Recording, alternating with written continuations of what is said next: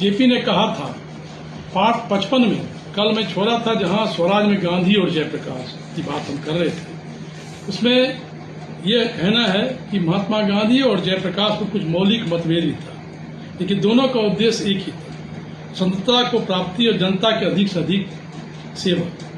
स्वतंत्रता संग्राम में शायद ये दोनों ऐसे महान व्यक्ति थे जिन्होंने न कोई चुनाव लड़ा, न ही सरकारी पद को सुशोभित किया, फिर भी उनकी लोकप्रियता में कोई कमी नहीं हुई।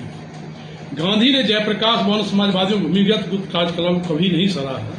उनका मानना था इन कार्यों में हिंसा निहित है और जो करोड़ों भूखे नंगे नर नारियों से मुक्ति नहीं मिलती। उनकी सलाह हमेशा रहती थी कि सत्य व हिंसा के मार्ग पर चलना चाहिए। दूसरी ओर जयप्रकाश प्योर क्रांतिकारी थे, उनके क्रांतिकारी तेवर थे और वो क्रांति के पुजारी थे, बाद में शांति के पुजारी बने।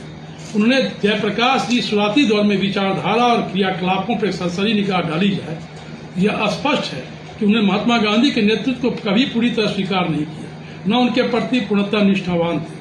समाजवाद क्रांति दो ऐसे जयप्रकाश के उद्देश्य थे जिन्होंने गांधी की विचारधारा से मेल नहीं खाते। जब जयप्रकाश ने अपने कुछ समाजवादी साथियों के साथ समाजवादी पार्टी की स्थापना की तो गांधी ने उसे नहीं सराहा, बल्कि नेहरू का रुझान समाजवादियों के प्रति कुछ अधिक था।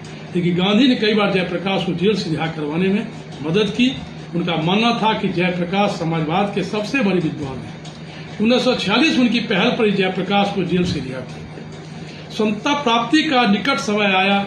गांधी चाहते थे जयप्रकाश कोई जिम्मेदारी का पद संभाले और उन्होंने नेहरू से संबंध में बात भी की थी। जयप्रकाश को कांग्रेस पार्टी का अध्यक्ष मनोनीत किया गया, लेकिन नेहरू को यह स्वीकार नहीं था। उनका कहना था कि जयप्रकाश अन्य कांग्रेस नेताओं से वरिष्ठ नहीं है।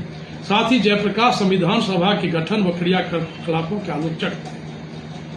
उनका मानना था कि नेहरू जयप्रकाश को कांग्रेस कार्यकारिणी समिति में मनोनीत करना चाहते थे, लेकिन इसे जयप्रकाश जी ने कुछ ही दिनों से ठुकरा दिया। गांधी जी का मानना था कि संविधान सभा एक रचनात्मक सत्याग्रह है।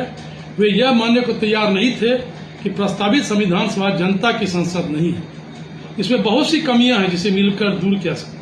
लेकिन जयप्रकाश जी को कांग्रेस नेताओं की दलीलें स्वीकार नहीं हुई।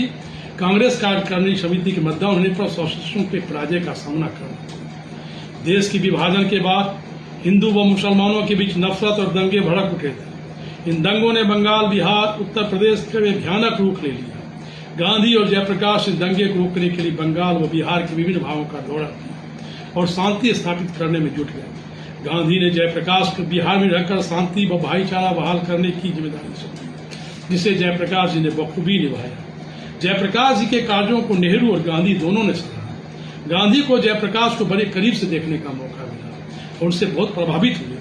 गांधी व जयप्रकाश के चिंतन में शुरुआती दौर में मतभेद न होते हुए भी जयप्रकाश गांधी के व्यक्ति से बहुत प्रभावित थे। उन्होंने द्वितीय विश्व युद्ध, स्वतंत्रता प्राप्ति, विशेषकर उनके निधन के बाद जयप्रकाश ने गांधी की विचारधाराओं का पुनर्मूल्यांकन किया और पाया वे सत्य के अन्वेषक थे। अहिंसा व सत्याग्रह का जीवन समाज में उसका स्थान यह सर्वोपरि है। मार्क्सवाद और क्रांति का झुकाव गांधीवाद की ओर हुआ। साथ ही गांधी के साध्य साधना की व्याख्या और ग्राम स्वराज की परिकल्पना और रचनात्मक क्रियाकलाप से जयप्रकाश जी ज्यादा प्रभावित हुए। उन्होंने अपने जीवन का लक्ष्य बनाया गांधी जी के नए भारत के सपनों को साकार करने के लिए। शक्ति का विकेंद्रीकरण, राजनीति पर लोक नीति का अंकुश, ग्राम स्वराज, शोषण के खिलाफ व एक समृद्ध व समानता मूलक समाज के उद्देश्यों को प्राप्त करने के लिए जयप्रकाश अपने अंतिम क्षण तक प्रयत्नशील रहे। अपने जीवन में आदर्शों मूल्यों के लिए गांधी के बताए रास्ते पर चलने का संकल्प। मित्रों, आज इतना ही, फिर हम कल मिलेंगे इसी विषय पर।